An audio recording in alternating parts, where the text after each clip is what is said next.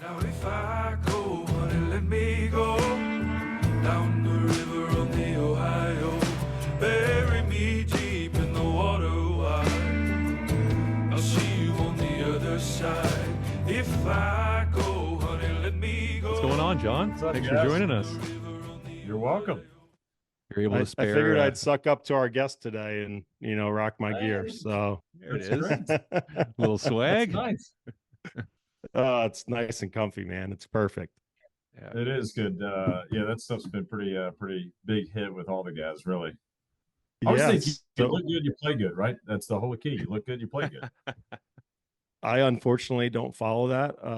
So I must not look very good out on the golf course because I definitely don't play well. But so along those lines, John, we're going to jump into it. You talked about how people are loving this swag. You're big on building the Valhalla brand with your team. Talk about the importance of building that brand, that connection with your crew, and getting them all to buy in.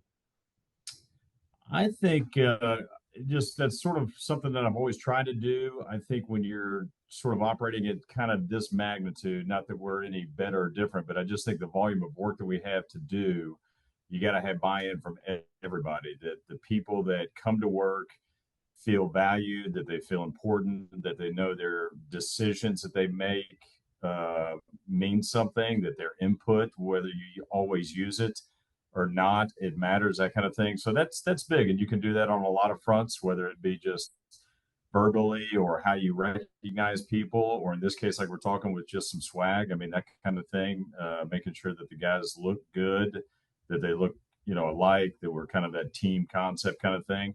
We do a lot, Brian, you've been at the shop. I mean, a lot sort of on the walls in here, kind of just with our mission statements and sort of our pillars and things like that we're trying to shoot for. So for me, it's always about getting a group of individuals together and kind of moving in the same direction, and having buy-in is critical.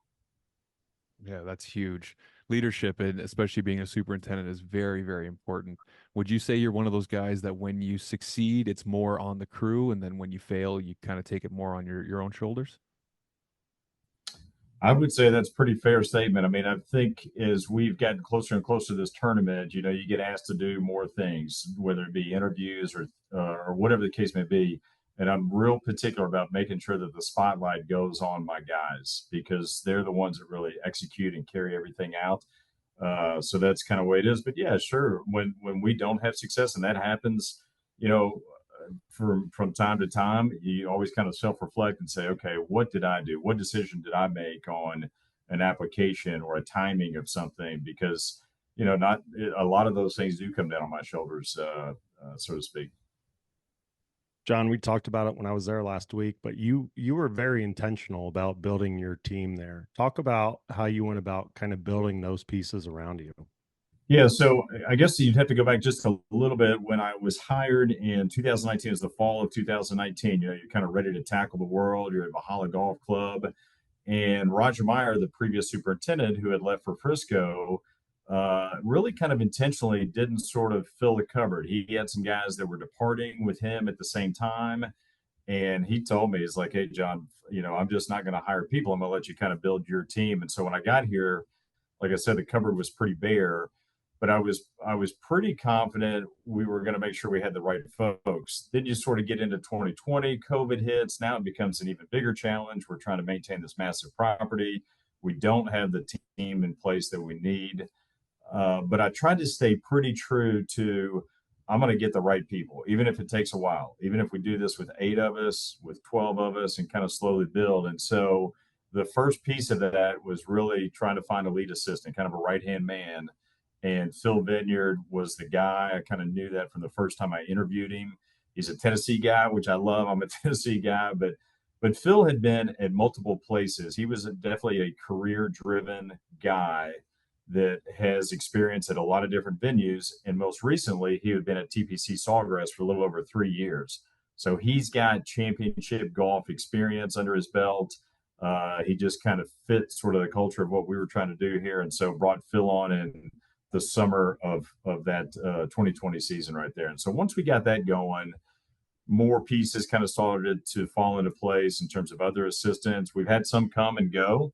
I think that, Valhalla is going to set itself up to be that young folks are going to come, they're going to get their experience and kind of get that brand. And then we want them to be able to go on and get some different things. But from Phil, after going through a couple, we now have Justin Wilt, who's really our front nine assistant. Justin did an internship with us. He was at State Tech College in Missouri, just knocked it out of the park as an intern. So when we had an opening, he was the immediate first call. Didn't even post that job. And then we had another assistant left and went to some better things, and we posted that. And we're fortunate enough that Peyton Hobby, who was at Trinity Forest at the time down in Texas, had an interest and kind of tapping into Peyton's Zoysia knowledge, that they've got down there with Casey. And so he was a great hire for us. And then we've just kind of been able to build and expand on that. But I think being patient first has really kind of led us into some really good setup right now. That is fantastic. There's obviously a lot of great things going on at Valhalla. We've been really excited to interview you. I know we've had some people reaching out. I talked to a few people on Turf today about chatting with you. So everybody's been very excited. We had some really good questions come from the community about the golf course and the tournament. But one of the great things we do here on the show is we like to tell the stories of the individuals. So we'd love for you to go back and just quickly tell us about, getting into the industry, your first couple jobs, maybe even going to school, kind of what led you to being the superintendent at the PGA Championship. Sure. Yeah. So I grew up in East Tennessee. I'm a Tennessee kid, and I always thought for the longest time I wanted to be an architect. I just kind of enjoyed sort of that, design and draw and all that kind of stuff. And so I went my first year at the University of Tennessee. I was in the architecture program. I tell this story often that Tennessee does a great job of weeding out people who really don't want to be architects. And I was one of those guys. I thought that's what I wanted to do. And then they get you in there. Nope. And you're just working your tail off, and all your buddies are out having fun and doing all this. So I kind of spent that first year, and then I said, okay, well, what do I want to do? And just kind of looking through some stuff, I saw something about landscape architecture, went over to check it out, and I just saw a door, a sign that said golf or turf, and just kind of was drawn to that. I played a lot of competitive golf as a kid growing up. So I was like, oh, this sounds good. I like being on a golf course. But, I think most people who get into this industry don't really know what they're getting into. They think they like it, and most of us do, but I never had a professor or an advisor that said, hey, John, you can graduate in 4 years. Here's how much it costs to go here. And when you graduate, you're going to make $26,000 a year, and you're going to work 60-hour work weeks. And, I think if somebody would have said something like that to me, I might have kind of changed my tune. But school was great. I was fortunate enough to do 3 really great internships at Cherokee Country Club in Knoxville, just kind of got started there. Then went out to Colorado, took a semester off of school, and worked at Cordillera Golf Club out there, which was that really had 2 courses. There was a Hale Irwin course, which is existing, and then a Tom Fazio course. So I really kind of spent most of the year on the construction side, which I enjoyed that quite a bit. And then finished up at my last one at Pinehurst National, which is now Pinehurst number 9. And I just kind of fell in love with being outside and being on the golf course. I didn't know what I didn't know, but I knew I liked being out there. And then once I got done with school, I had 3 really great internships. I had lots of job offers. And from there, it was trying to figure out, okay, where do I want to go? And sort of landed and connected with a superintendent here in Louisville, Steve Barber. He was at Audubon Country Club and came up and really enjoyed that. Steve was only there for about 1.5 years before he left to take another job. They bring in another guy, Tom Welch. He's there for about 1.5 years. He leaves, gets out of the industry. So I'd been there about 3 years. So I'm 23 at this time, and either they didn't want to look for another superintendent, or maybe they just said, we see something in this kid, and do that. So I was fortunate enough. I got a superintendent's job at a super young age, and just kind of have always sort of had the mentality of, I don't really know enough, or I'm not maybe smart enough or good enough, but I knew how to work hard. And so that was always kind of my MO, which is a lot of guys in this business, right? You just get your head down, you just start doing it. So that was great. I stayed there for 16 years and honestly started raising our family, my wife, Christy, and our 2 boys, Grant and Nicholas, and really enjoyed Louisville and really had no intention of leaving until the University of Louisville. I got a call from them one day. They had just gotten into the ACC. they built or bought another golf course just outside of town, and I got a call to maybe go join them. And so I ended up leaving Audubon, went to U of L, really enjoyed that, kind of made the switch from zoysia grass to bent grass, and sort of had this big property. It was a ton of fun working with the teams and the coaches and all that kind of stuff. So we did that. And honestly, never thought I'd really leave there. I sort of transitioned from a superintendent into this director role, and actually hired a superintendent, and kind of was enjoying doing that. And then when the PGA of America moved their headquarters from Port St. Lucie, Florida, to Frisco, Texas, Roger Meyer, who I mentioned, leaves Valhalla to go head up that massive project. And he called me up one day and said, "Hey, here's what I'm doing. You have any interest?" I thought, yeah, maybe. And then their general manager, Keith Reese, who's a GM now, had called me up and just said, "Hey, would you like to have lunch one day?" And we just kind of went from there. And I didn't necessarily want to get back into sort of the superintendent. I kind of transitioned out of that, but I think the allure of what's getting ready to happen next week was too great, and I just enjoyed being kind of on the course. And so ended up here in 2019, and here we are. It's a great ride. John, I'm always curious. You mentioned, you were at a certain spot, you were there, you were raising your family. What is that thought process? What are the things that you're weighing on whether or not you're going to take a move? I think you got to look at, for me, because my wife's from Tennessee as well too, and so it's just our boys here. So it's really just the four of us. We don't have any extended family here, and we are uber tight.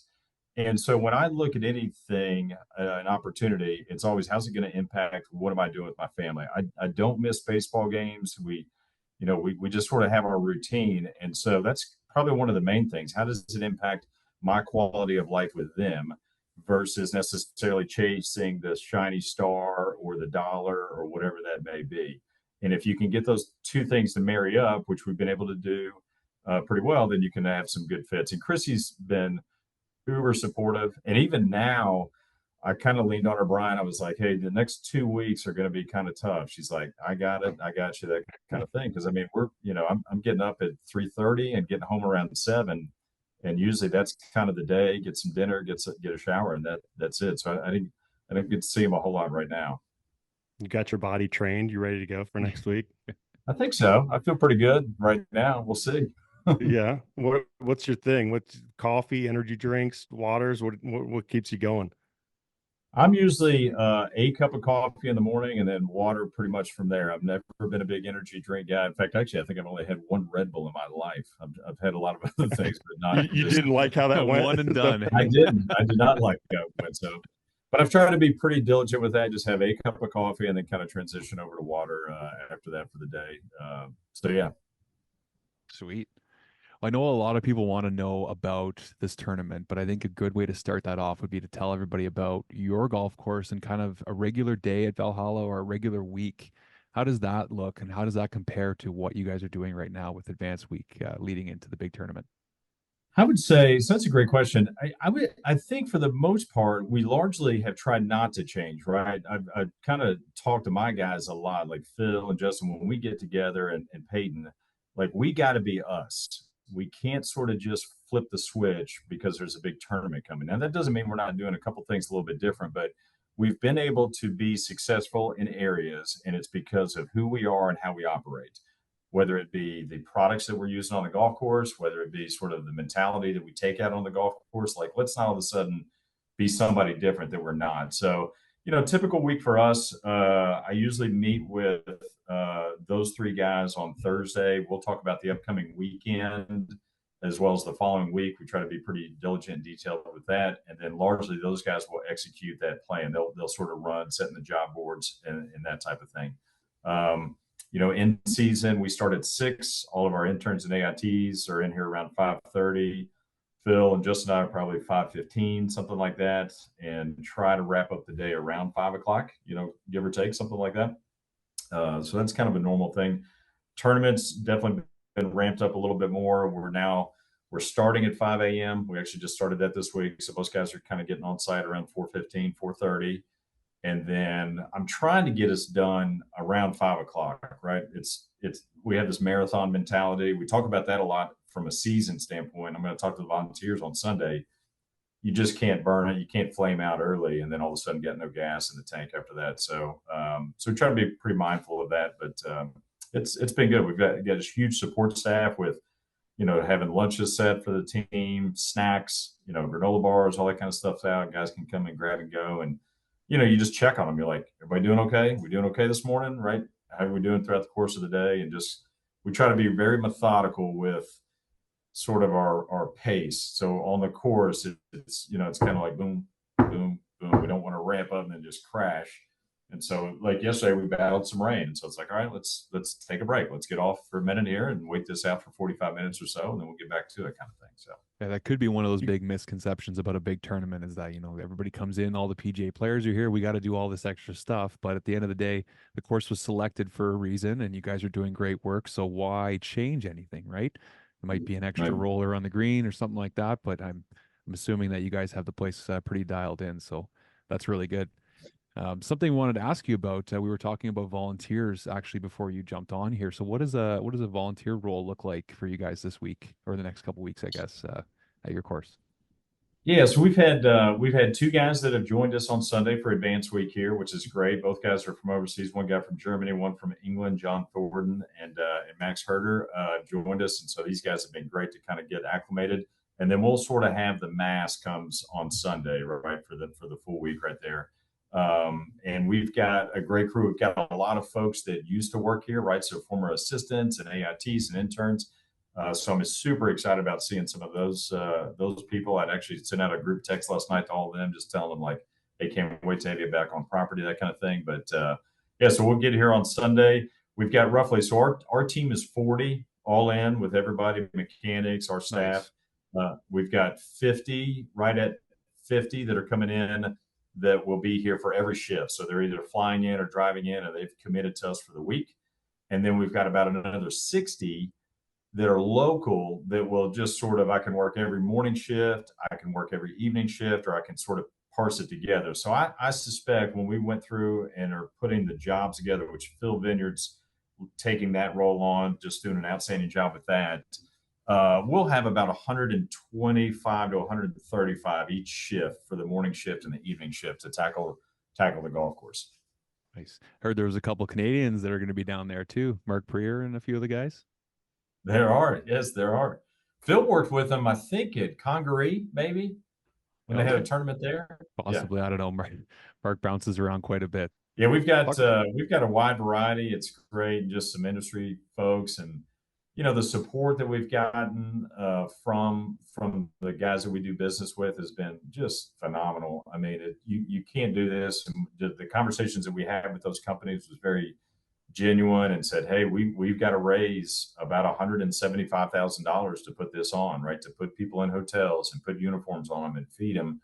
And just time after time, people came to the plate and said, "Here you go, John. Here's what we can do," and that kind of thing. So that's been great. And I'm excited for them to come and see it as well. And because they've been so supportive, we don't even need them for volunteers. So they get to come and just kind of enjoy the day or a couple days, 3 days that they're here and promote their company, or just have some genuine dialogue with the team, that kind of thing.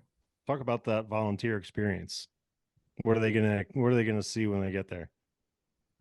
Well, I hope that their experience is really good. I mean, you and I talk about that often, right? I mean, that's like, I want people to leave here and say, that was worth it. I'm glad I took a week off of work. I mean, some people are using PTO, vacation time.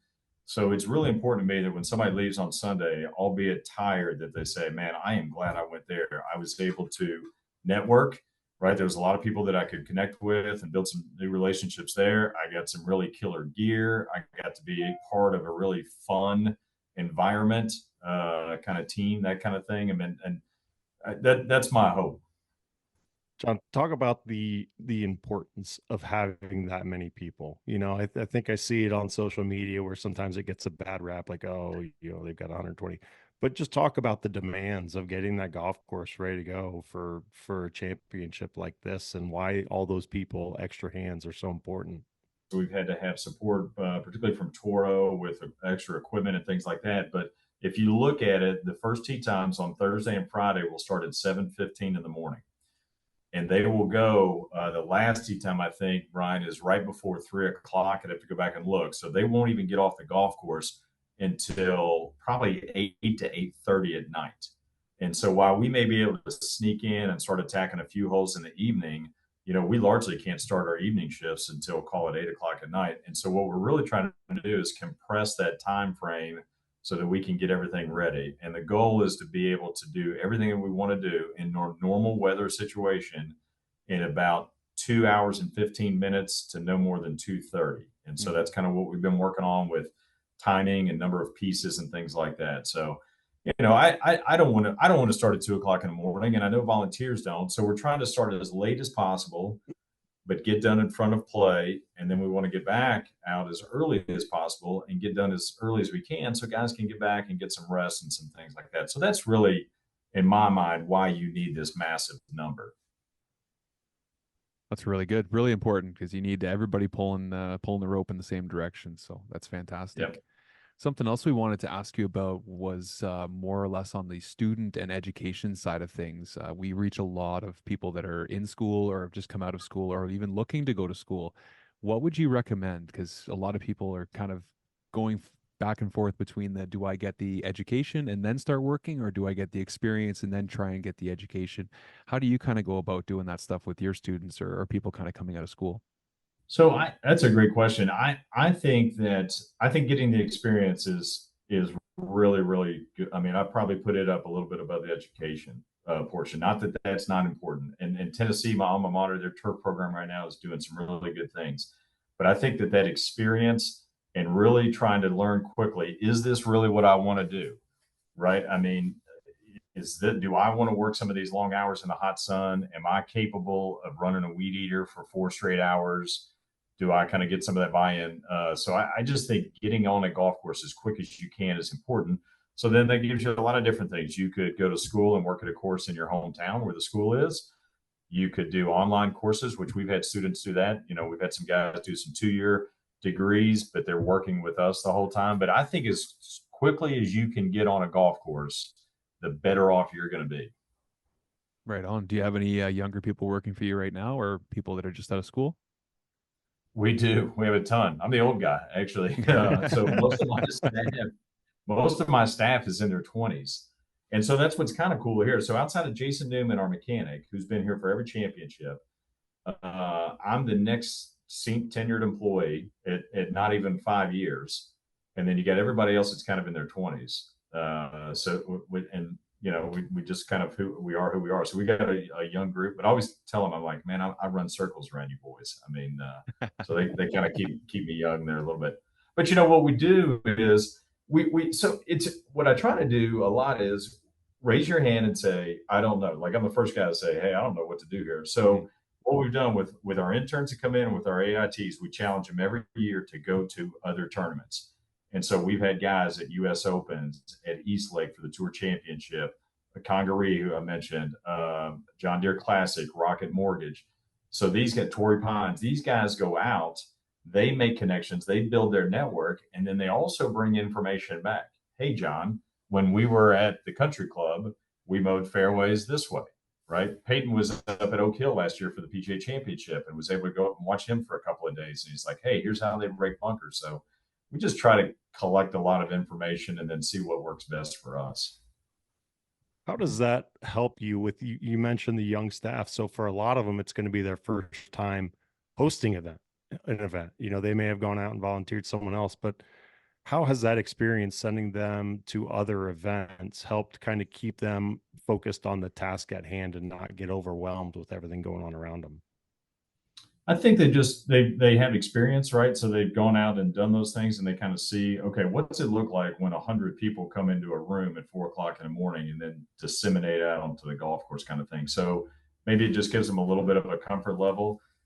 I've tried a lot, Brian, to, this is my first, I've been in the business for over 25 years. This is the first time I'm doing a major championship, and likely maybe the only one I ever do. And then some of these guys that are in their 20s that we're talking about, they're doing one, they may just think, hey, this is kind of the norm, and they may never do one. So the message really for everybody is, hey, let's enjoy this. Let's try to have some fun with it, kind of thing. Let's as we come in, it's so easy to come in and be like, oh my gosh, this contractor ran over this or did this or they wanted to do this. And so we're trying to, we sort of try to just, eliminate that and just be a little bit more grateful for the opportunity. Because that happens a lot. They'd be pounding their fist quite frequently. Oh, With Awful. what do you expect the teardown to look like? How do you envision getting the golf course back and ready for action with your membership? I think that's going to be tough. I really do. People, I've been asked that question many times, like, hey, what do you think about the tournament? Are you nervous or anything like that? But the thing that keeps me up at night is the back half of the season. With the championship being moved to May, I feel comfortable, confident we're going to hit really good. If the weather holds, we're going to be in a really good spot.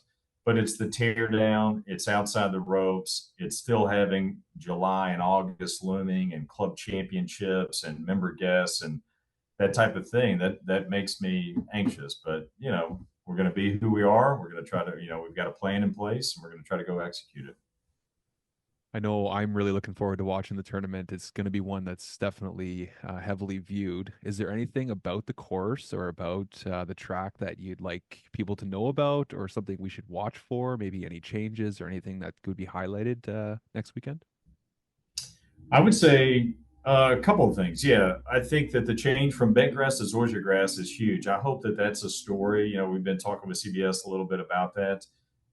We made that change in 2021. So all the tees and the fairways went from bent grass to Xeon zoysia grass. And I think that's a big story for a lot of reasons. It plays a lot firmer. It has a great sustainability story to it. So it's less water, less chemistries, which results in less manpower. And so I think on our side of the industry, the more we can tell that story is really good. So I think that's going to be neat.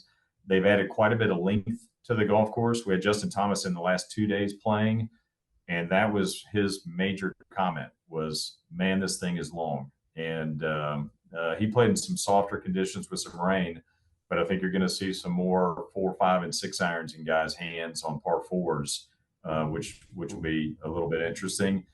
Kentucky rough this time of year, I mean, it's going to be pretty gnarly depending on how we are able to kind of get out and what we do with Kerry Haig and his team. But I think the rough could be pretty tricky too. John, you talked about when you and I were together at the new ownership group, and they're trying to bring the Kentucky vibe to Valhalla. What exactly is the Kentucky feel, and what are people going to be looking for and seeing? They probably won't show the horses a ton, but what else are they infusing in there to give it that Kentucky flavor? Yeah, our new ownership group has been great. They are so vested in the property. They want it to be strong in Louisville and Kentucky. They understand the importance of the golf course. And so what they did when they came in was try to really rebrand it a little bit. And they wanted a championship golf course that you can only get in Kentucky. And so what that means, the things that Kentucky really kind of hangs its hat on: horse racing, bourbon, the limestone where we draw our water from, those types of things. And so as you get around the property, and I think CBS will do a good job of showing that. They've got a lot of B-roll stuff that they've done early, but it's so you get on a golf course, you say, wow, I can't get this anywhere else besides Kentucky and in here in Louisville, Kentucky. So you'll see a lot of that white horseboard fence, really spectacular water feature on 13, where we scraped the hillside away and exposed all that limestone. That'll get a lot of looks.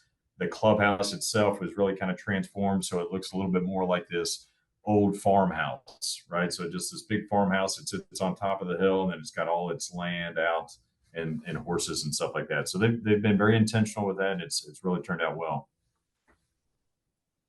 That's really cool. A really cool different look for the PGA Tour.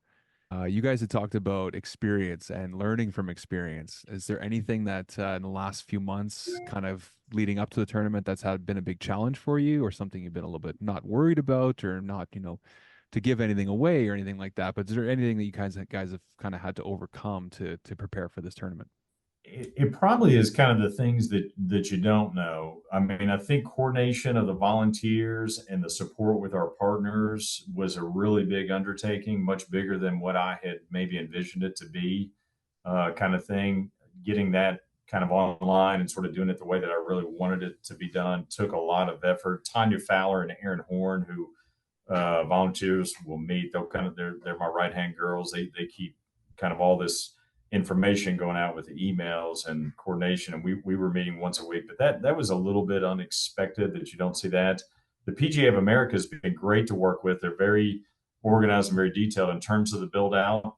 It's the largest one they've ever done, but man, there are just contractors everywhere. And these guys they're trying to get their job done quick. This golf course is our baby. We take care of it every day. And so when people, get off the path and kind of wreck it a little bit, that's been a little bit tough to kind of swallow a little. And it's been what? It's the biggest build out the PGA's ever had, right? Correct. Yep. Yeah. Biggest one. We actually started in December of 23 putting down gravel. We put down 14 acres of gravel for back of the house. So think about that, 14 acres of gravel. And that there's no structure that goes over it. That's just to help carts and access and all that kind of stuff. And then we've got about 16 acres of structure. So we've got 30 acres of ground that's been covered up for quite a while now.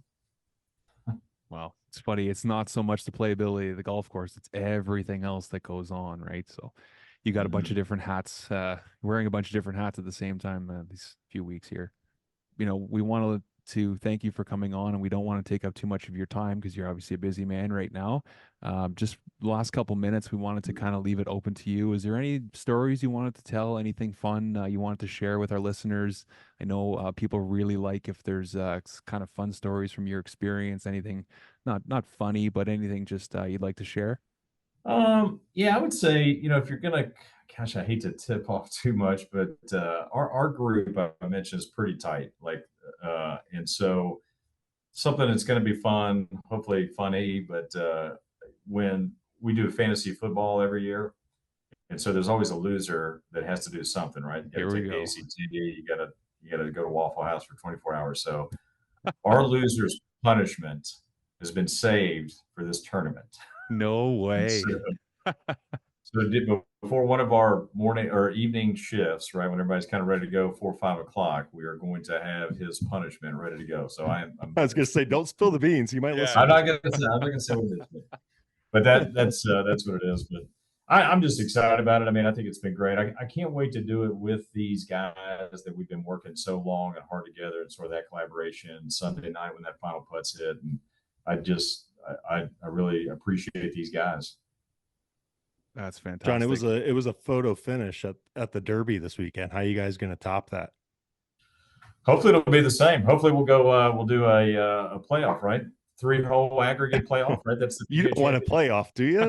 Don't you want a winning putt on the 70-second play? And did you know? Here's some history for you. Did you know that the PGA of America first instituted the 3-hole aggregate playoff in 2014 when Tiger Woods won here?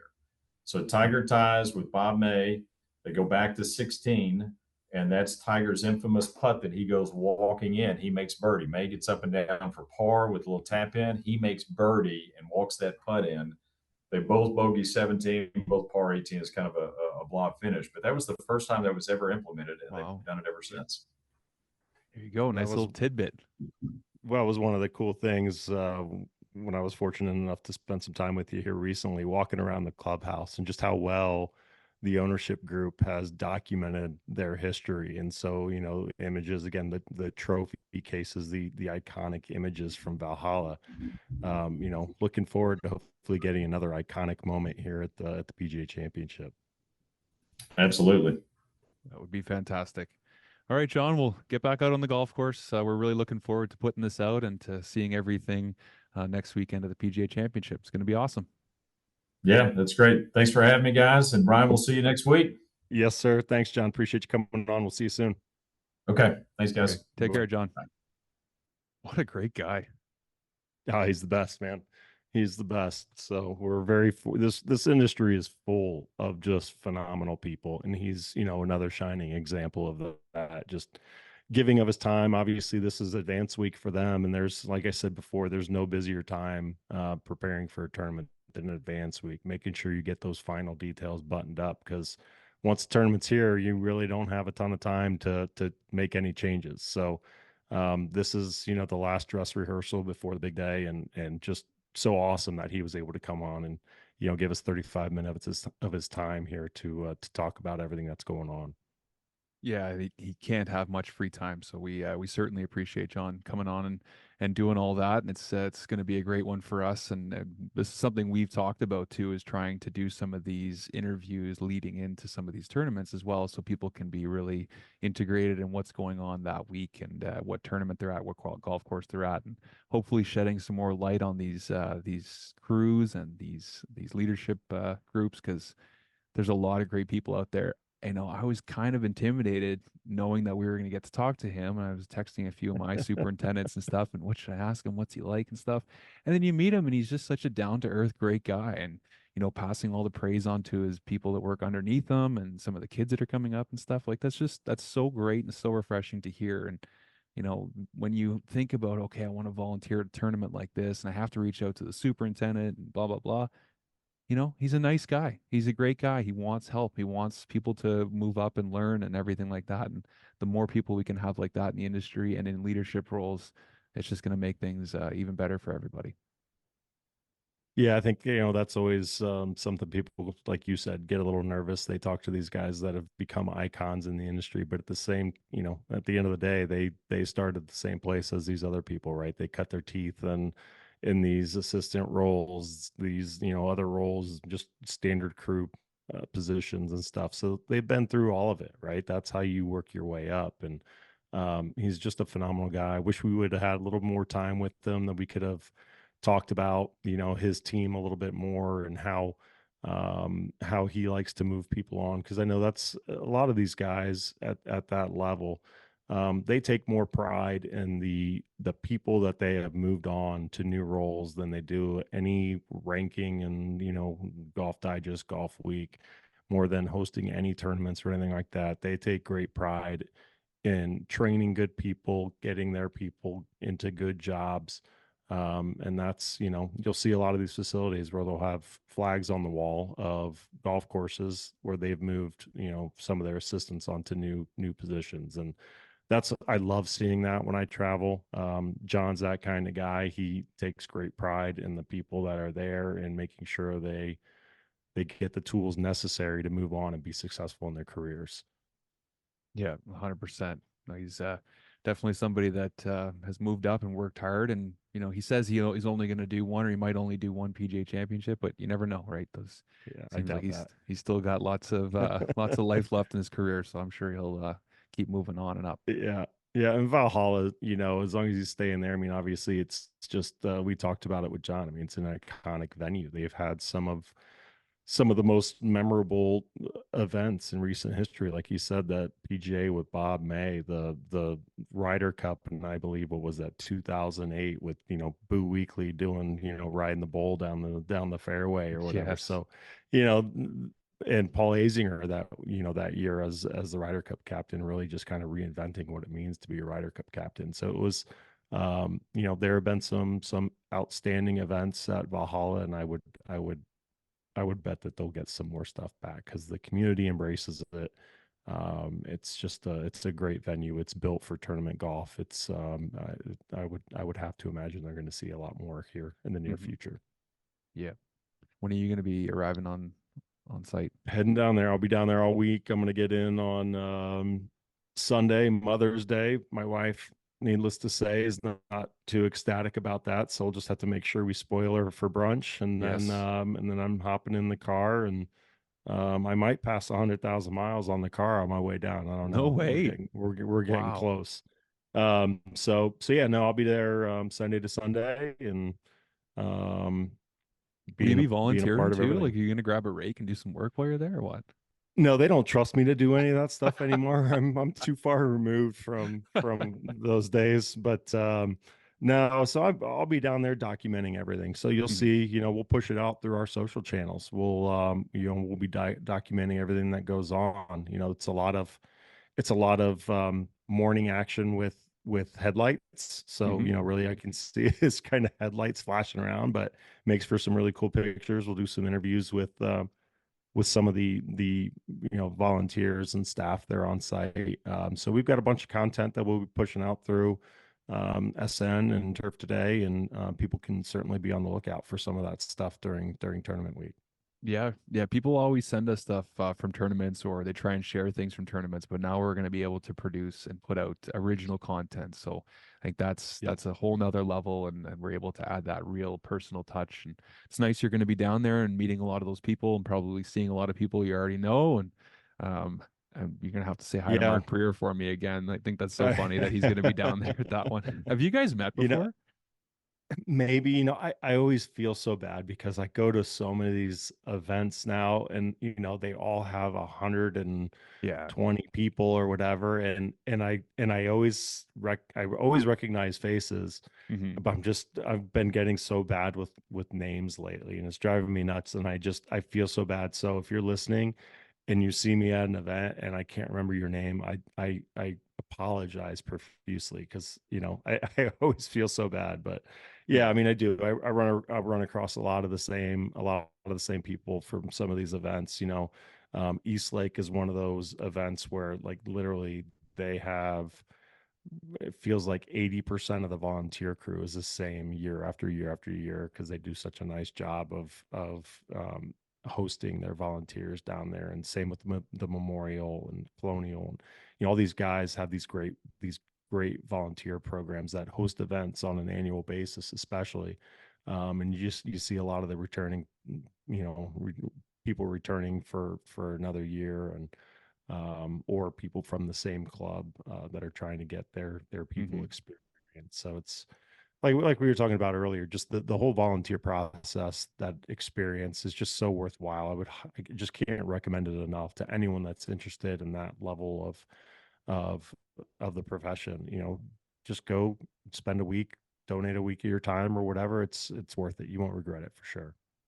Yeah, personally, I've done two, both here in Canada, the Canadian Open and the Canadian Women's Open, both awesome tournaments. I remember everything from both those weeks, both great Nice. memories.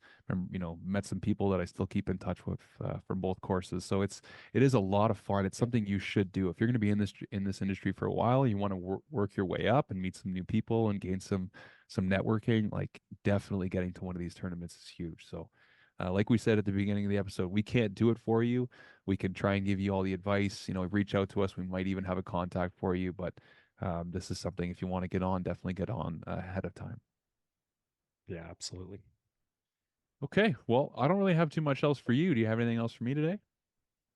No, man, just excited, excited to get going with this. That's the first podcast you and I have done together with a Hmm. guest. I thought it went really well. Looking forward to some of these future guests and having more of these conversations. So hopefully everyone's excited about this merger. And again, just be patient with us. We've got great things in the works, but nothing happens overnight. So just like maintaining your grass, have a little patience and just see it through. Trust the Nice. process, right? That's a great way of putting it. Yeah, the grass doesn't grow in one day. That's awesome. That's it. That's Yeah, it. no, hopefully, 3 or 4 months from now, this is going to be a very regular thing. The show is going to evolve into a little bit a bigger of a production and have more stuff, more people involved, maybe a few more segments, more sponsors and stuff like that. So it's onwards and upwards for the show and the brands. Right now, we're really just trying to piece everything together, get to know each other, work together, and just What's your know name again? there's Just kidding. Just kidding. just know there's a lot more coming from us, and we're very, very motivated and very excited to be bringing this stuff to you. So just stick with us, reach out if you can, and we're here for you. Love it.